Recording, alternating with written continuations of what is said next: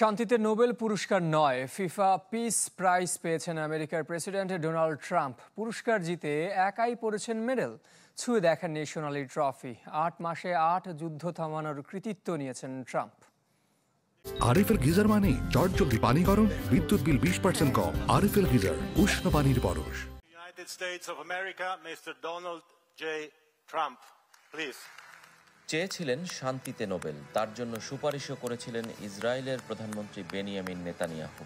তবে নোবেল না পেলেও শান্তি পুরস্কার ঠিকই পেলেন ডোনাল্ড ট্রাম্প। ফিফার নতুন প্রবর্তিত পিস অ্যাওয়ার্ডের প্রথমটি গেছে যুক্তরাষ্ট্রের আলোচিত প্রেসিডেন্টের কাছে।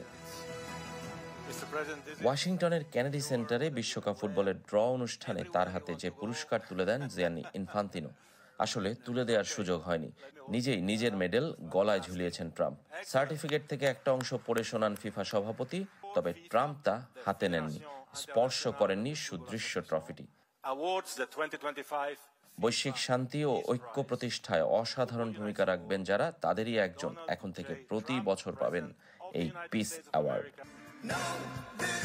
ট্রাম্পের কৃতিত্ব বিশ্বের বিভিন্ন জায়গায় যুদ্ধ ও সংঘাত থামিয়ে শান্তির বার্তা বইয়ে দেয়।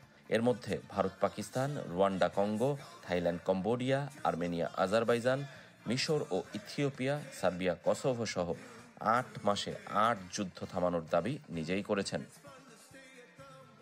পৃথিবীকে সুন্দর আর নিরাপদ বাসযোগ্য করতে চেষ্টা করে যাচ্ছেন ট্রাম্প। যুক্তরাষ্ট্রে ফুটবল মানে সকার, আর ফুটবল হিসেবে পরিচিত এনএফএল। পুরো বিশ্ব একদিকে, বিপরীতে যুক্তরাষ্ট্র। এই ভ্রান্তি দূর করতে চান ট্রাম্প। ফিফা আর ফুটবলের প্রশংসাও করেছেন। কসমস ক্লাবে পেলেকে দেখেই ফুটবলকে চিনেছিলেন ডোনাল্ড ট্রাম্প। রেজওয়ানুজ্জামান, চ্যানেল 24।